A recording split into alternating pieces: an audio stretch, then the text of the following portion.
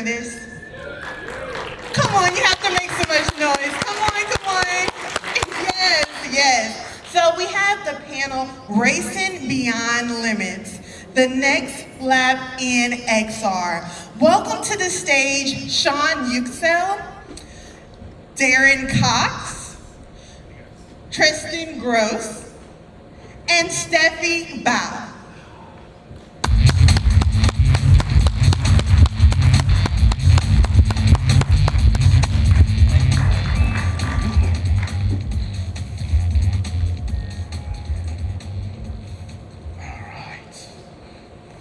We're here.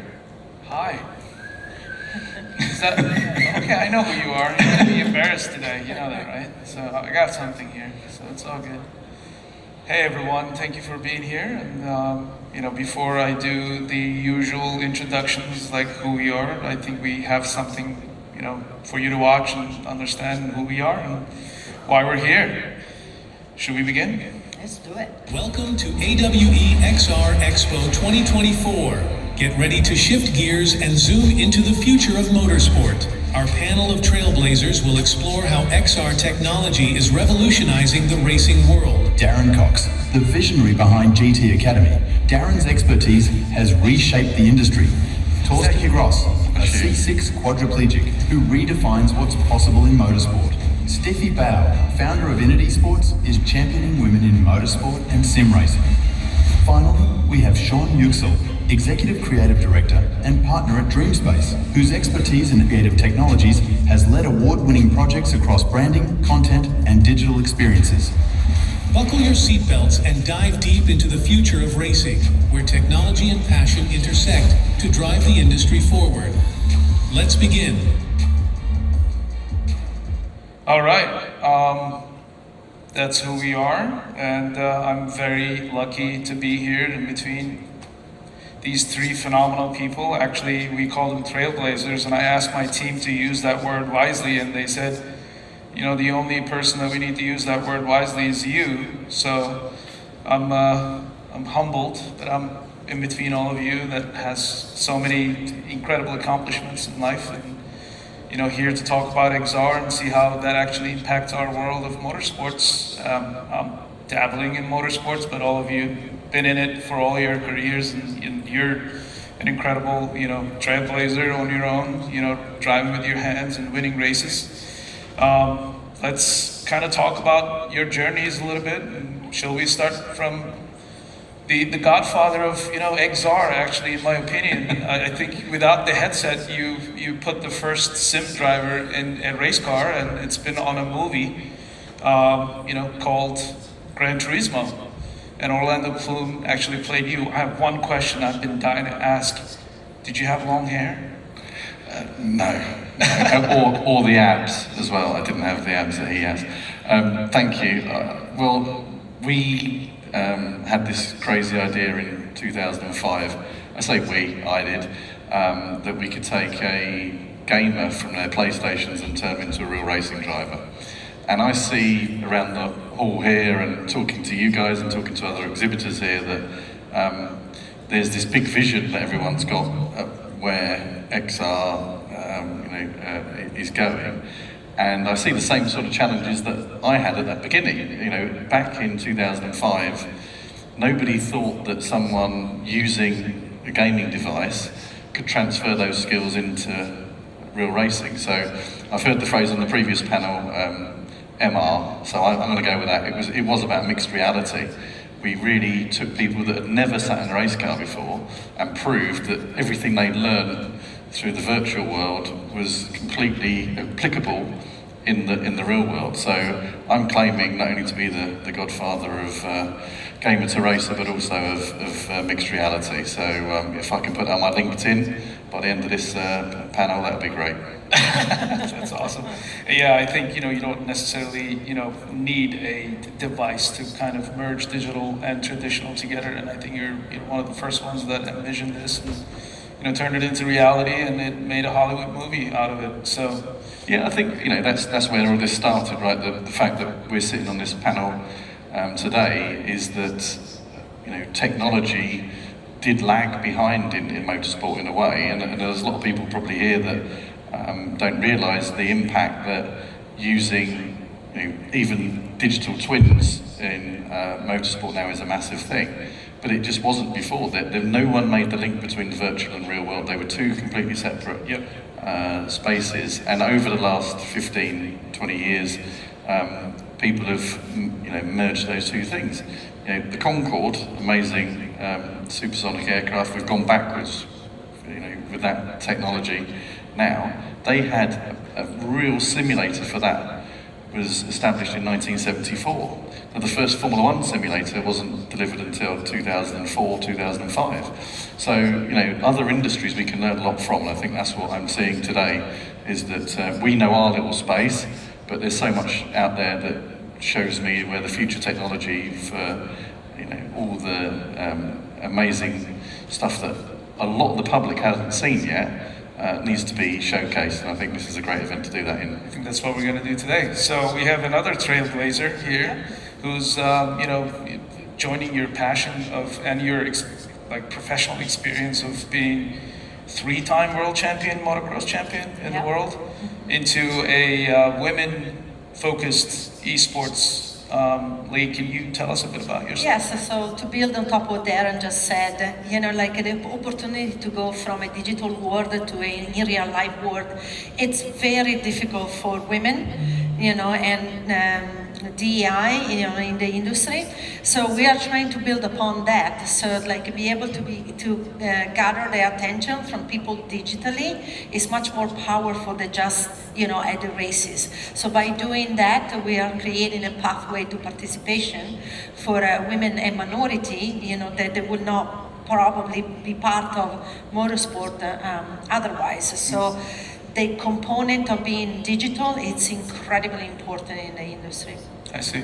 I think both the things that are linked there is the democratisation of motorsport. And just for some context for those that don't know motorsport, a friend of mine in the UK is spending on his 11-year-old son, he thinks he's going to be the next Formula One driver, he's spending somewhere in the region of $120,000 a year on his 11-year-old son just to go racing. So the ability to buy a PlayStation and a headset or a PC and all the devices you need for that is significantly cheaper. So we are democratising motorsport in this way, because it's a very, very expensive sport to get into otherwise. Speaking of, Torsten, beyond everybody and then beyond everyone that has access to all of these, either devices at home or, vehicles for, made for able-bodied drivers, tell us a bit about your journey and what you've overcome throughout these years. And you're a fascinating individual. We've spent a lot of time together. So I'm somebody who likes to challenge my life insurance policy, and it means that I'm the world's only quadriplegic that's a rescue scuba diver. I did 12 marathons in 12 months. I do just crazy stuff that I think my wife regrets every single time I try and do it. But the unfortunate part about being in a chair for 30 years is that nothing made me equal to able-bodied people until race car driving, because the race car doesn't care that I'm in a chair, and nobody on the track knows that I'm in a chair unless they saw me before I got into the car. And to find a sport that makes me equal with able-bodied people is incredibly freeing and liberating. And so not only have I been racing, but I started a foundation called the Just Hands Foundation, which gets people who are in chairs behind the wheel of track cars so that they can experience the same thing. What we're also trying to do, though, is we are launching our own hand control system, because right now, to be able to replicate the sim experience in the real world with the exact force feedback that a GT3 or GT4 car will give you does not exist. So we are coming out with that in the next couple months, which I'm super excited about. But it allows somebody who's in a chair, able-bodied people can hop into different cars and try out different setups very simply. We can't do that because of hand controls. So what Sim does for us is it allows us to test and try in a way that we would not be able to do otherwise, the way able-bodied folks can do, which is incredible. And if you think about what Sim does, Sim replicates the real world. And if you have a very nice sim, you get to feel the movement underneath you, but most of the time you don't. Well, we don't feel that anyway. I use my shoulders to feel the movement under the car under me, And so that actually makes the sim more perfect for disabled folks than it does for able-bodied folks. Because we're actually getting almost the exact experience that we would on track, because we don't feel that movement underneath us. So that's why this is such an important thing for us, because it means that we can train on a level that, you know, even able-bodied can't do just because of sim. That's awesome. To tie in that conversation today, we're going to discuss about immersion within sim and the differences. And I'm an HPD instructor. I technically can teach anyone how to stay away from the walls at a track anywhere in the country. I'm very active within the industry as well. So I run a small company, multiple offices in different countries, but doing a lot of back-end work for AR, VR development since I would say 2015. Some of you are going to recognize the Vuforia logo on top of those iPhones or phones that exist. And Corbin, yes, I used the video of you in a tank top. So, yep. Can you talk about your time of being a Bond villain? The Bond, yeah. Because that is definitely, that was your career, right? That is made with AI, so it's Got it. Okay. We didn't get the AI. It's an AI dude, but definitely, I've been, deep diving into how, XR could definitely look into this field a little bit more deeper beyond the headset as well. So that's what we're going to discuss today. So you talked about a little bit on how it feels with the sim, because definitely I think sim has proven the fact that it is a platform that can definitely translate a talent that has never ever driven a car before. And I think you mentioned that, right? One of your talents told you. Yes. So we ended up doing a program called Screen to Speed, where we got women from all over the world first to qualify online on a game called iRacing. And then the top 20 in the world, we brought them to Las Vegas during the NASCAR Pennzoil 400 event. So NASCAR was happening around us while the girls were in the simulator competing. Oh. The winner of that competition, sim racing competition, then we brought her back to Las Vegas to test in a real Porsche Cup car. And the result was amazing because the girl didn't even have a driver license. So she only drove in the sims, but she spent so many laps in the sim by knowing that track and having all of the setup, exactly identical to in real life, that when she was there and needed to perform, we brought in, just to cover, the basic, a professional race car driver. And this professional race car driver, the function was a female to be a mentor to her. In 17 laps on the track, the gamer was only 2 seconds lower than the real race car driver. And that doesn't even have a driver license. So it continues to prove, the sim racing is a complete pathway from the digital world to the real life world. We never talked about immersion. At the time, I think Jan was training through the Gran Turismo. Obviously, we didn't have the tech that we have access today. Now, people actually build sim rigs that are equal to a cup car, $100,000 rigs and everything else. So to be able to create that immersion, and I know you mentioned, Torsten, about how it is so close to your real life experience because your body is reacting differently than everyone else. Immersion in, I think, sim is quite important for, being able to take that experience to real life quality up a notch. So what I have done is prepared a video for all of you to be able to understand the differences between using a VR headset and looking at a monitor while you're doing sim training. In this video, I would like you to pay attention to my head movements. I've recorded every single, race that I've done, and these head movements are the similar head movements that I actually replicate in real life while I'm racing at the track. So being able to use a headset to experience that is extremely immersive to me. Some people might say, hey, headsets give me, headaches, or I get nauseous when I'm doing that. But after you pass that threshold, I think, you Well, get as a race car driver, you're wearing a 3-pound helmet anyway. Yeah. So if you can't take that Yeah. If you can't take that weight, you probably shouldn't be racing a car. Exactly. Plus, you know, the challenges that we go through in the hot summer day race, right? 150 degrees inside the car with a fixed window. You have to be able to kind of handle this kind of stuff. So let's watch this video, and you know, I just want you all, I don't know if anyone does sim work here and sim racing. It's awesome. We got some people, some probably have no idea what I'm talking about, but definitely this video will give you an understanding, especially like my head movements will give you an understanding of how immersive VR sim racing is. So right here you can see I'm just looking around to make sure that my head position is correct. In an open wheel vehicle like this, I can actually lean forward and see my wheels and look around as much as I want. You can't do that by looking at a monitor.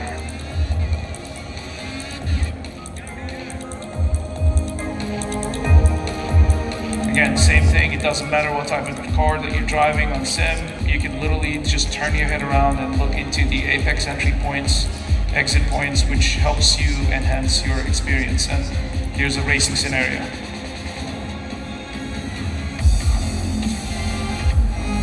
So I'm constantly looking around, making sure, especially if you're doing multiplayer racing, there are rules like real life. You cannot hit your opponent. And actually I did a little oopsie here, take that guy out. But you know, you have to definitely keep in mind your surroundings, take a look at your opponents, where they are, and adjust your position at the track at all times. And VR definitely allows you to do that. For context, in the real world, you are allowed to hit other people. Correct. Yeah. Especially in NASCAR. Yeah. So versus a setup like this, that definitely, we still have some stuff to show. Setup like this that would probably cost almost an equal to a race car. You know, you would have to look around, or you see this. Can we get some audio? It's got some wear and tear, but it's super comfortable compared to my old chair. There is only one problem. It's pretty funny.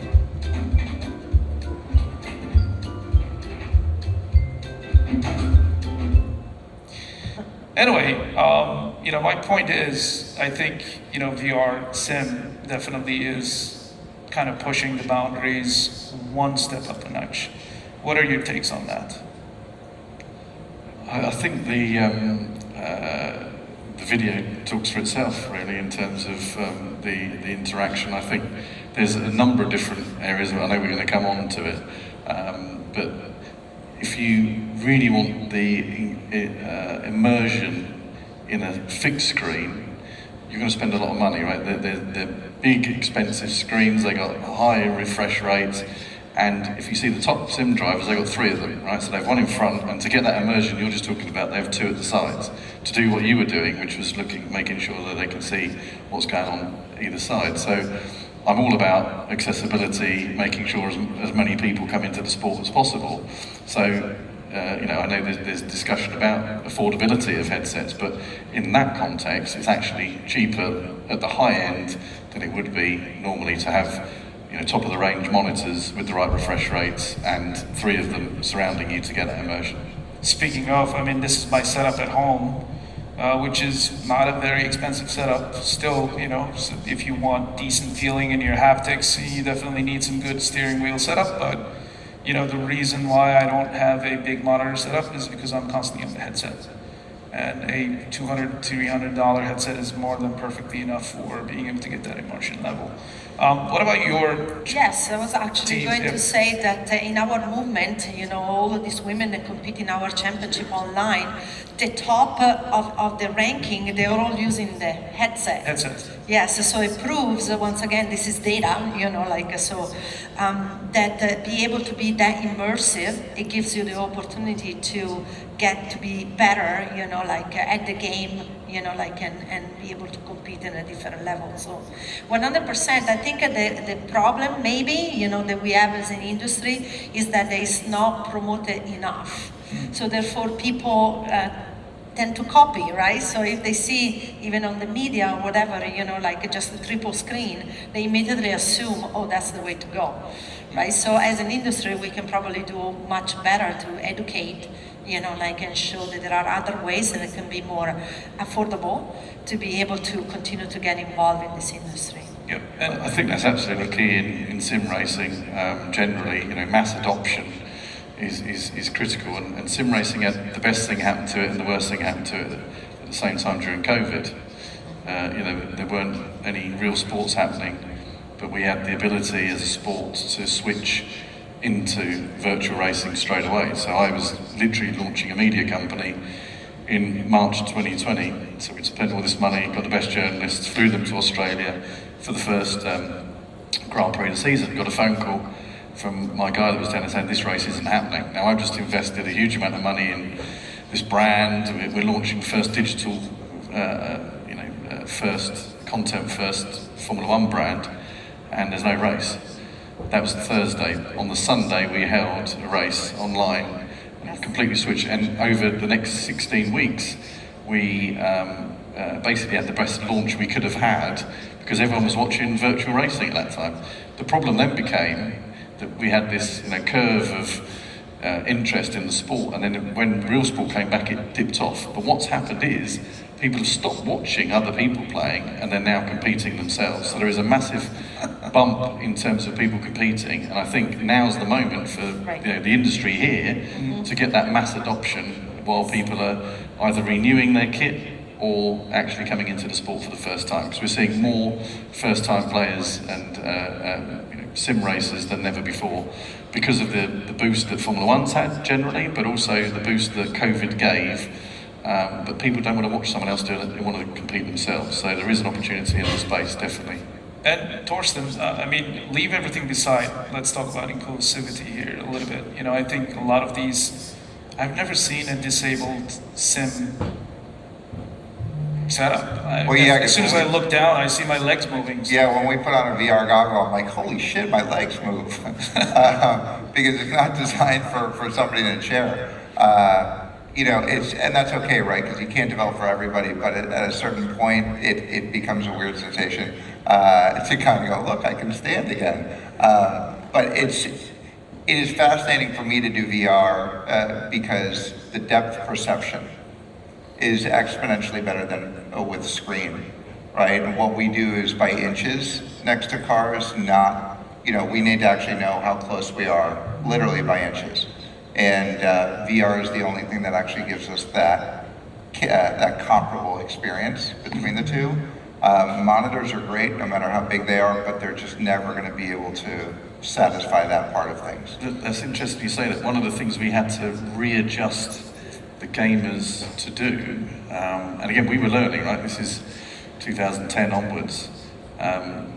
One of the big things that you have to do in motorsport is my old racing instructor used to say, stretch your eyes. You're not looking at where you are now, you're looking a long way in the distance, and you've got to feel where you are, basically. You've got to stretch your eyes. And screens don't allow you to do that. So we started looking at eye tracking technology even back then, 2012, something like that. And we were trying to teach the gamers to stop looking that short distance in front and get their eyes out there. So in that respect, VR sort of jumps that issue by having that perception of depth and everything else in there. Yeah. I have some stats on which I'm going to talk about, but I also want to touch base. You're a motorcycle champion. Mm-hmm. How do you do VR sim in motorcycle? Well, it's not that simple because on the market right now there has been some product, but not like to the effect for a mass adoption. But I'm definitely looking, to figure that part out because we have more and more interested. Like Darren was saying, with COVID, sim racing with cars exploded, and now with motorcycles follow suit. So because I come from that world, I have all of the connection and the networking opportunity within the real racing world. And we are just waiting. So we are definitely looking forward to make that happen because I believe the VR will be the only option for motorcycle sim racing. Because if you think about it, we cannot have a motorcycle that gives you the feeling that you sit on it, like that you do a 150-foot triple jump. it's not possible, like to get that as a feeling. But I think with the VR technology, that's gonna change because you can now trick your brain to be able to at least imagine, the way you're doing it is a real jump. I remember doing a corporate gig for Bank of America Merrill Lynch, and we did have this VR project that we had, convinced them to do, and in between the events, they're like, "Can we try something else?" And we said, "Okay, well, there's a plank experience if you want to try." And like we've seen some bankers on the floor thinking that they're falling from, 20-story building because that early plank experience was pretty brutal. So speaking of your, I think, point, definitely VR could, I think, improve the feeling of a big jump on a motorcycle. I've some stats in here, obviously that's not based on, actual, data measuring machinery or AI, but, my own interpretation of, how good I was using VR versus monitor. And trust me, I forced myself to use monitor. I hated every minute of it. And you can tell from the incidents that I have, experienced, it's exponentially different. And here's the lap of that VR headset if you guys want to watch it later on. I also want to touch base a little bit, like we talk about headsets, AWEs, I want to say 95 to 98% about, headset technology, AR, VR. What about XR? I mean, considering you as, putting a sim driver into a race car, which is without a headset, what about the future of mobility without the headsets? Well, I came here to learn as well as to sit on this panel, and some of the stuff you showed me about what's happening, I think you've got a slide in terms of windscreens, was absolutely fascinating to me, because coming to this conference I thought that this is all about putting the headsets on, but actually there's so much more to it. I think it's a huge benefit, and what we do know about motorsport is that technology does move into road cars eventually, and I think some of the stuff that you're going to show, having come from an automotive background as well as a motorsport one, I think is really interesting. So you use it as a driver training tool on track, but one of the things that we always talked about in terms of simulators was driver training, especially in countries where there isn't infrastructure to do that. There's not even a driving test. Is to try and improve the driver skills via simulation before people are allowed out on the roads. And I think some of the technology that's coming down the line for when you're sat in your car but is on the windscreen is a complete game changer in that respect, from a performance point of view for motorsport, but also a safety point of view for on the road. Yeah. I think there's a big gap right now in between actively communicative and passively communicative. And what I mean by that is just on a GT car so I race Caymans, and there are 250 inputs that I can see from a data perspective, from a steering angle to brake pressure to you name it. The problem is that it always comes after my session. And to be able to use that data becomes passive, right? I now get to see what I did, but there's sometimes video overlay and that works. However, things like this, where you can see things on the screen in real time and and respond to what my last lap was and where I took my turn and what my brake pressure was, what my tires were at, is incredibly helpful. Because I don't care how smart, unless you're a Formula One driver, if you're doing 20 laps on a 20-turn course, over that time, you're not going to remember how you did a specific turn by inches, but data can, right? And data to me is really interesting if you can use it at that moment. And so things like these screens make that data available to us. VR makes it available to us. That's missing right now in the motorsport world. Yeah, let's show what this screen does. And technically, we reached out to JoyRei. We haven't heard from them, but I'm nowhere near close to any relationship with them. I'm not promoting them, but it seems like this is one of the products that is out there that is kind of getting to where we're talking about. I also want to touch base. We had this conversation during lunch about experiences that are novelty versus necessity.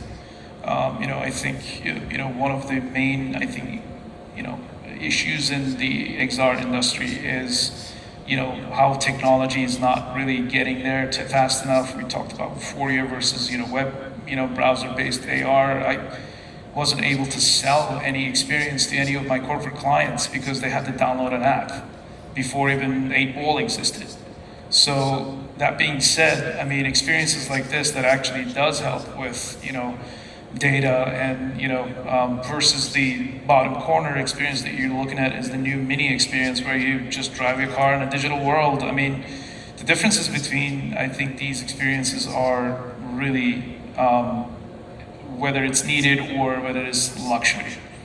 What are your takes? This was the video at the top right here. This is the one I was most interested in. We talk about gamification of whatever it might be, learning, teaching someone. I mean, that to me is, someone that's grown up driving around on a virtual racing line like it's technically embedded in any kind of game. Yeah, that would shortcut someone's learning time on track, but exponentially in terms of what they could do, because, as you say, they get real-time feedback on where they should be, rather than someone like this guy shouting in your ear and telling you you're in the wrong place. Knocking someone's helmet, working it out. About to hit a wall. Or working it afterwards. So I think that for our industry is transformative if that comes out, and then it isn't going to be what it looks like there in terms of what happens on the road going forward, but we will learn as an industry from what happens in motorsport, and that will get trickled down into the automotive industry. So for me, that's the best thing I've seen since I've been there.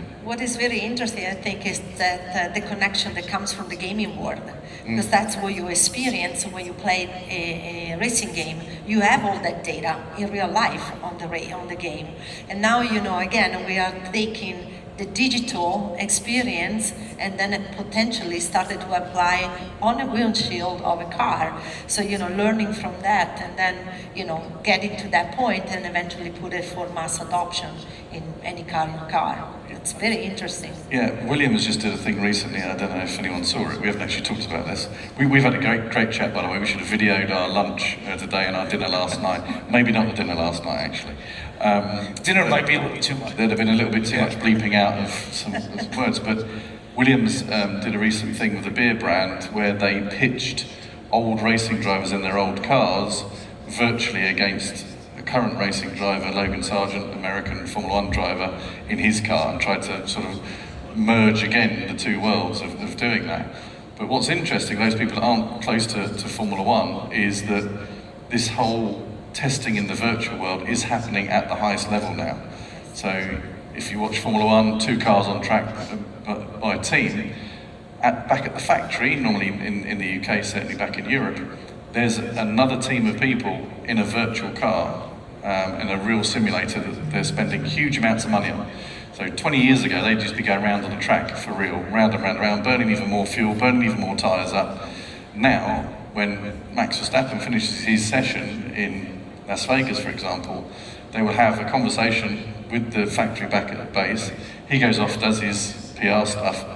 That's when that team start working on the virtual car to improve the real car in that respect. So the full crossover of those two spaces, one informing the other, and as you were saying, the data having to be the same in both places to make sure that those two things meet in the middle and work in terms of the performance increases that they're trying to. So are you saying Williams actually did something good? You've got it. Thank you. I'll be here all week. You've got a short memory. Come on, one of the most winning teams. You're definitely not getting sponsored right now. Not right now. I'm looking for the next American Formula One driver, by the way. You're saying Logan's not great? He's lovely. He's really nice. I was at that shoot. It was a beer shoot, so I was there. Right, there was cars and beer. We can negotiate that later. I think it's interesting we're talking about gaming and terminology of gaming for this versus the sport. To me, the application of gaming and motorsports is so tied together versus what one consider gaming if it's... Now it is, but no, I know, even 10 years ago it was... That's my point, right? That there were two different things and now they are so intertwined with reality that it's one of the sports that you can game, but actually be really on the track with somebody else in the real world. Yep. That doesn't exist in a lot of other games, right? Imagine being a driver with Formula One. So there's a live project I'm led to believe, by EA to have what has been called for, as long as I've been involved, the dream of everyone, which is the 21st car. So there's 20 cars on the grid in Formula One at the moment, and the dream of everyone, there's just some technical issues in the way and some legal issues in the way, is that we can put our headsets on and we can be the 21st car and race against them at the Miami Grand Prix live. Wow. And I can see Torsten definitely challenging Max quite heavily. Maybe he's at the back with Logan, but yeah. I would definitely hit him on purpose. Well, we have 9 minutes left, and I want to leave some room for questions. I still want to talk about, one of the main issues at motorsports, and I want to kind of touch base on how actually the new AR passed through technology. And I've always said it since day one, is like as soon as a headset that merges AR and VR is going to be the next thing. And it's coming. I mean, Apple Vision Pro currently is doing that really well, even though Meta has been doing that for a little while as well. But I want to ask everyone, what's wrong with this photo? There's probably around $150 million worth of Ferraris on that track, and the only people that are on this side of the track is the family members of the drivers. The track is empty. Nobody's watching it. What's wrong with this? For the last 3 months, we had major leagues coming into Circuit of the Americas, the country's only F1 grade, purposeful built track. And these men and women, they raced in 150-degree, temperatures in their cars for no spectators. So, interesting enough, the young generation currently doesn't really care.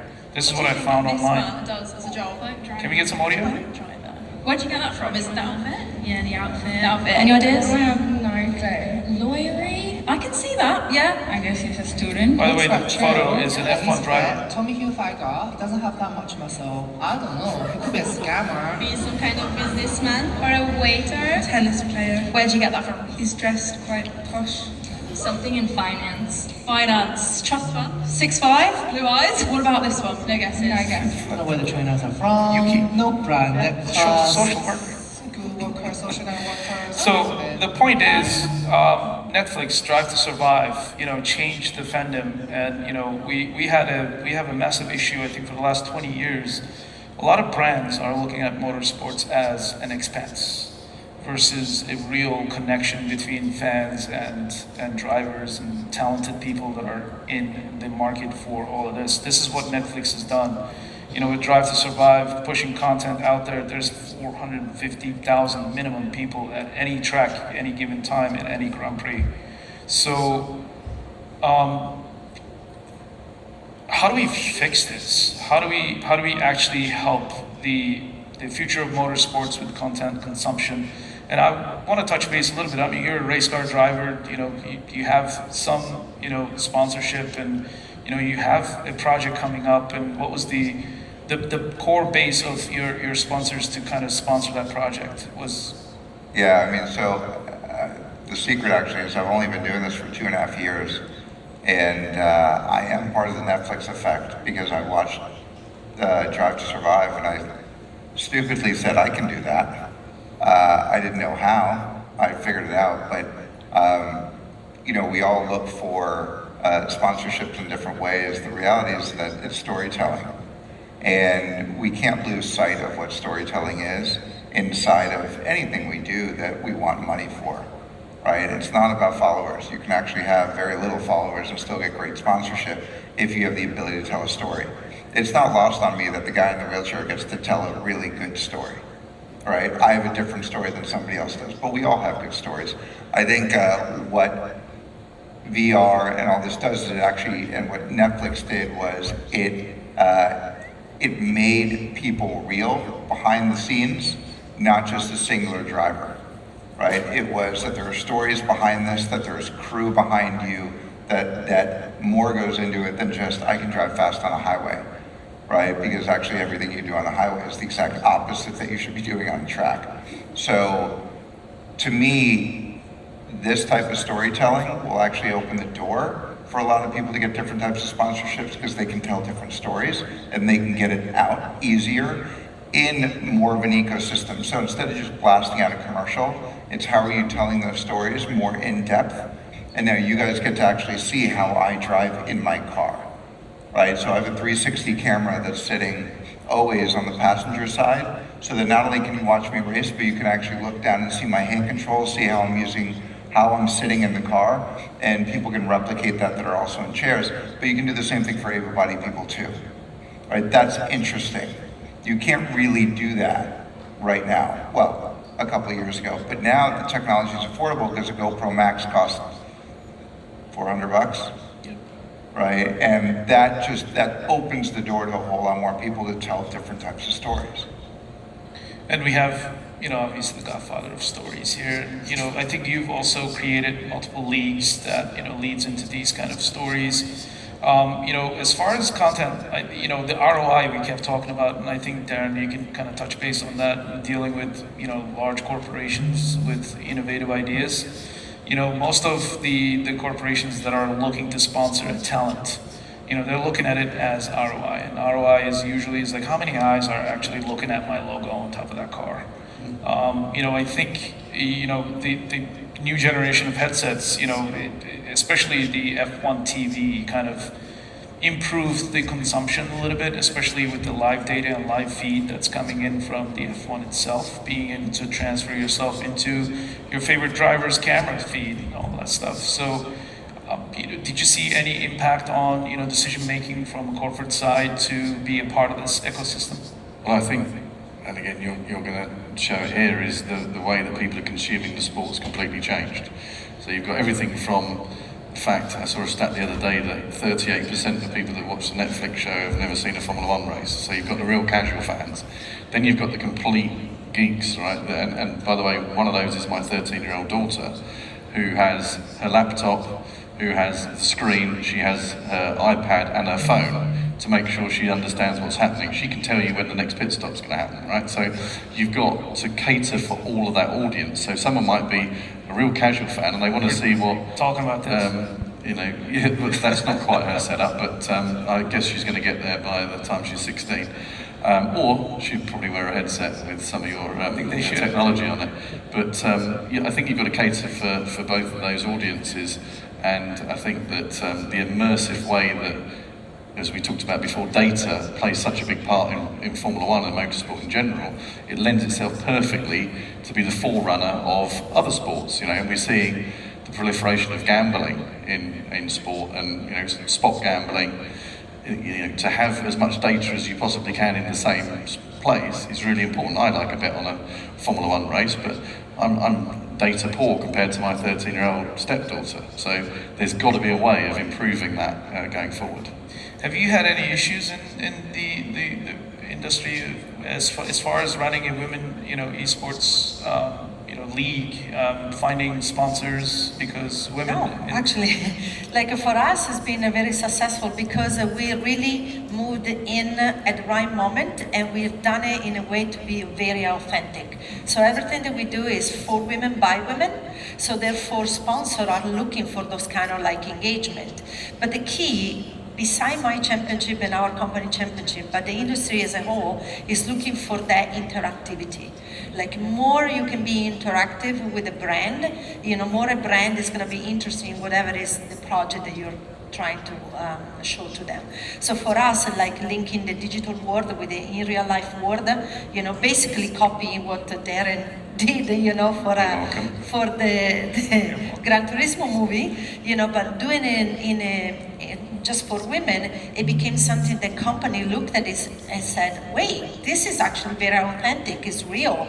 It's what people, are seeking to experience. And because it was all digital and interactive, it worked. So it works in that way. Yeah, and I think, young generation really enjoys, bringing in, social aspect to it as well. Twitch, is massive in between gamers, and, being able to, share layouts and things like that. This is actually from a multi-viewer application that a bunch of F1 lover developers actually developed open source and put it out there to the world for people to be able to watch, the F1 experience, outside of the F1 app itself, which allows you to actually view this in multi-channel. And I think the next setup that I am going to show that we've been working on in-house at the office is quite interesting, which merges almost everything that we've talked about currently into a single device, which is a pass-through headset.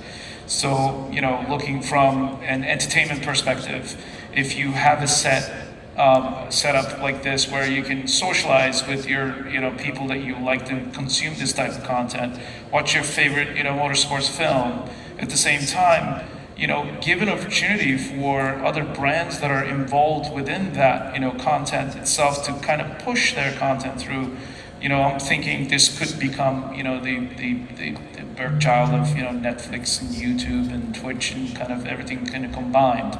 Moving forward, in a real life racing scenario, you have this entire setup where you see a full data, where we talked about the importance of data and people, the way they want to consume content, being able to see a track map, and then switch to a game mode with the 21st driver. If you wanted to drive in that same event and you want to switch from AR to VR, you have a single headset that allows you to do all of this stuff. So I'm excited about XR's involvement in motorsports, and I think a lot of you over here might be familiar, might not be, but definitely I think there's an immense amount of potential where, as developers and creators and product developers, we really need to start looking into meaningful experiences that actually connect the multiple different categories together. Anything, last remarks that you want to add before I know we're out of time, but I want to give some time for questions, but. It's been fantastic, I think the times is right. So if anybody out here in the audience, is thinking about this, just go for it, because the time is right. Yeah, and Corbin, that's your next project, by the way. Cool. Any questions? I don't know if you have any time, but, please feel free to ask any questions while we have these very important people here coming all the way from London, Italy, and Connecticut. I got one for you, but before that, I'm going to fanboy a little bit. My name is Mike Jones. I'm with Silicon Valley Virtual Reality and BrainFizz VR. Mr. Cox, I've waited almost 15 years to talk to you. Can you get a little closer to the microphone? When you started working in the very early days, 2005, 2006, training drivers in a game, I picked up on that when everybody else was laughing on you, and I started working in Simbin. And Mikkel was nice enough to provide me technical support. I'm an ex-professional road racer, Formula One sidecars. I knocked down a championship in 2008. Half of that trophy belongs to you, okay? That requires a selfie right now, so let's get together. I want to talk to you all later, because we trained a female driver who had never set foot on a racetrack before. She knocked down a championship. Yes. Okay? With that said, at the rate things are going, do you see us being able to have a Drive to Survive type of audition series for the general public, where general people use home simulators using consumer-grade equipment, and their stories are followed as they get into an F1 style, F3000 style, F4 style series, straight from the home into the cockpit and winning a championship? I think there's a movie called Gran Turismo that's about that. What do you think? I've heard it's okay. Yeah. I hear the Orlando Bloom character is real thick. Yeah. I think that there was a lot of innovations in that space, so thank you for your interest and the questions. It wasn't just that we were using gaming, because you think back in 2008, no one was using gaming to market anything, right? I mean, I remember some of the things that we were trying to get over to get this signed off, and they're like, people who buy PlayStations aren't going to buy cars, so why are we marketing as a car company to gamers? But the other thing we did was the sign-off. The whole reason I got it signed off wasn't because it was a motorsport program, it was because it was a TV show. So exactly that, it was the whole reality TV show back in 2008, and it was supposed to be one and done. we're supposed to prove the point that you just made, which is, yes, that can be done. People didn't realise it, and it was so successful that we were able to do it for 10 years. So, yeah, I think long may that continue. You know, people like Stefy are changing the format, making it different, making it more inclusive in a different ways. It's something I'm very passionate about in terms of getting more females into motorsport. So, yeah, I think the more those stories are being told, as you discussed, I think is critical to the technology, but also for our sport.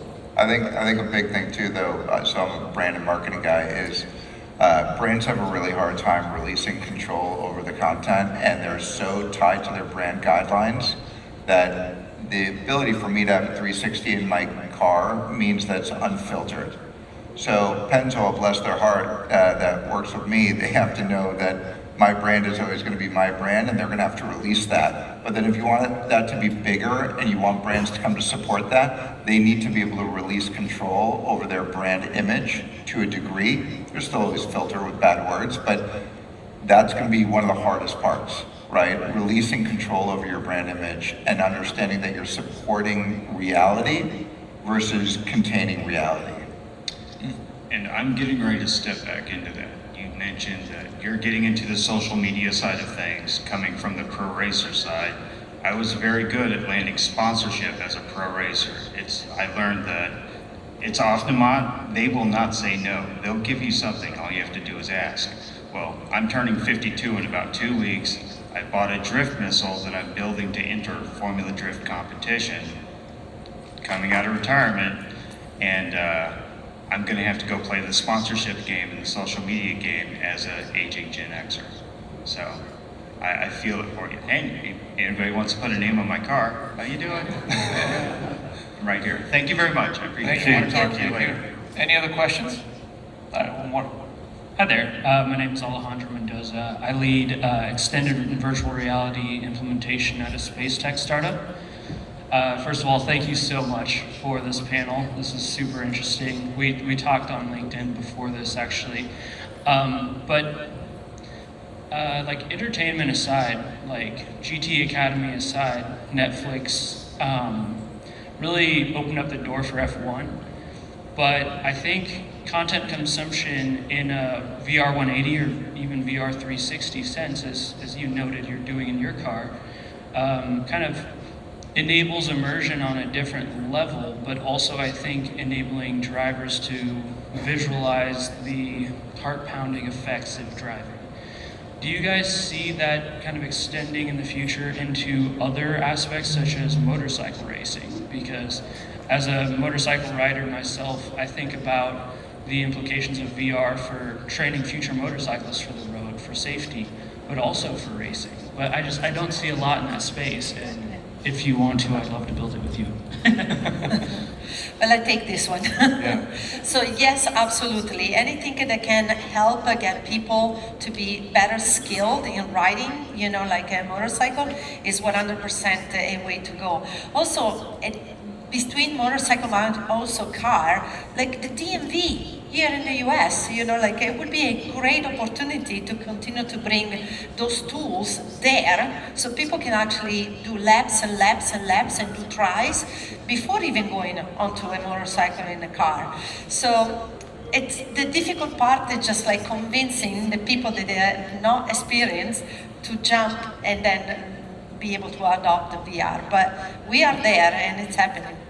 Yeah, and I think it comes to a point when, you know, like being able to obtain a car simulator versus a motorcycle simulator, like you can easily buy a real motorcycle and go out there versus trying to replicate the movements and everything that you need to do to control a motorcycle.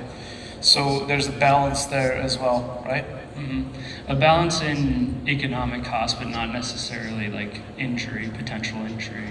Correct. Do you see, perhaps, going back to the automotive side, do you see mixed format seasons becoming a thing, possibly as extension of GT Academy, saying we have... For motorcycling? Or for automotive. So do we have, or do you see the potential for a motorsports series to incorporate both esports events and real life events? Yeah, Yes, it's already happening. in one season. Yeah, you put on the screen too. Yes, Yeah. so besides the sprint to speed, the movement and events that we are doing, it's already happening. Like right now, this past weekend, there were the 24-hour Le Mans. You could race 24-hour Le Mans digitally. And then have, like the race right there. And that happened on site. So people can go there on site and compete in the digital world while the event was happening in real life. And in fact, last year, an organiser in Europe, they forced the real drivers to compete in the esports competition at the same weekend, and they scored points for the real championship by doing it. So yeah, everyone's trying to, let's call it MR, mixed reality. That's what they're trying to do. Awesome. Yeah, thank you. Thank you for all your questions. Welcome. We appreciate all of you for coming, and I want to thank, I know this industry has been really, really interestingly slow growing, and I know all of you are pushing the limits of creativity and devotion to technological advancements. Thank you for that, and I want to thank the AW team for having us here, especially Sonya. Thank you, bottom of my heart, for taking care of all of us and herding all of us over here. Thank you, guys. Thank you. Thank you.